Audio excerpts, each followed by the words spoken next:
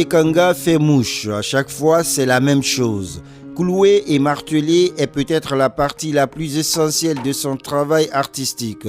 Mais pourquoi a-t-elle choisi de marteler les défis de la vie? Et qu'est-ce que cela a à voir avec le fait qu'elle soit congolaise? Regardons de près comment elle cloue la scène artistique. J'ai été martelée plusieurs fois aux problèmes et aux conflits familiaux et aux maladies de myopie. Nous reviendrons plus tard sur la signification exacte des clous dans les œuvres de Dina. Mais d'abord, comment a-t-elle trouvé sa voie dans l'art? La volonté de faire l'art m'est commencée depuis que je suis petite. C'était une remarque que mes parents ont faite et que j'ai dessiné un peu partout à la maison. Et c'était tout le temps les reproches à l'école, dans différentes de mes cahiers. Il y avait toujours des dessins inscrits. Devenir l'artiste récompensé qu'elle est aujourd'hui n'a pas été une tâche facile pour Dina. Comment a-t-elle géré les difficultés telles que les conflits familiaux et les maladies auxquelles elle a dû faire face? Malgré la maladie de yeux, je parviens quand même à utiliser ces petits clous et faire mes œuvres d'art. On s'améliore chaque jour, sans pourtant tenir compte des difficultés, des embûches, des problèmes qui nous lient. On doit lutter contre ça. On ne va pas dire on ne va pas faire quelque chose parce qu'on est malade.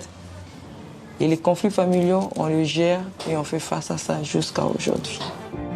Pour surmonter sa douleur mentale et physique, Dina s'est inscrite dans une école d'art. Mais une fois encore, elle a été confrontée à la domination des enseignants et des étudiants masculins. Comment cela a-t-il influencé son parcours artistique? En luttant aussi face à d'autres garçons qui étaient là, en me donnant le meilleur de moi, en améliorant mes croquis, en travaillant beaucoup dur, en m'attachant, en m'accrochant à eux pour essayer un peu de devenir meilleur comme eux, comme ils le disaient. Pendant qu'on était aussi au sein de l'académie, ce qui m'intriguait un peu, c'était les techniques travaillées là-bas. C'était plus pinceau, couleur, crayon, stylo. On revenait toujours dans des outils un peu normaux qu'on utilise à chaque fois. Et je me posais la question souvent, est-ce qu'on ne peut pas dessiner avec un autre matériel? Pour en revenir à son leitmotiv, quel a été le facteur décisif qui l'a amené à travailler avec des marteaux et des clous? Le clou symbolise l'efficacité, l'endurance, le courage, tout ce qui est solide.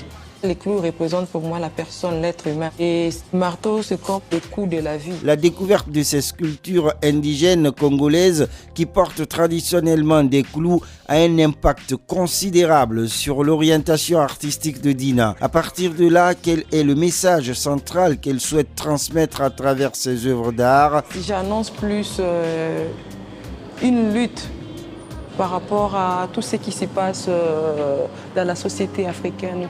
Le fait d'être congolaise est un facteur important et peut-être décisif dans le travail de Dina.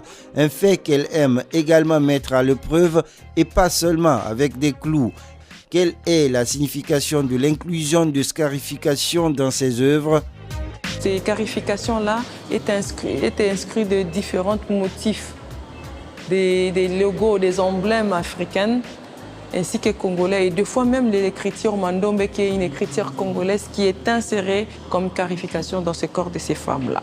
Scarification, une souffrance, bien sûr, mais une beauté au final.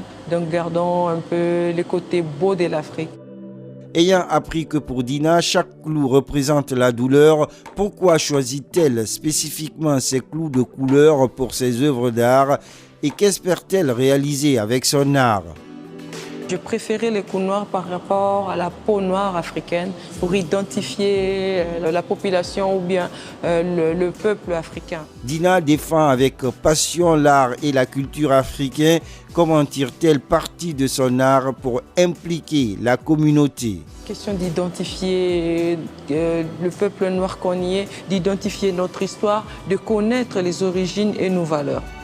Pour Dina Ekanga, chaque clou raconte une histoire de douleur, chaque coup de marteau signifie une bataille et malgré les difficultés, il est possible de créer, de transformer la souffrance en art et de trouver la force dans les moments les plus difficiles.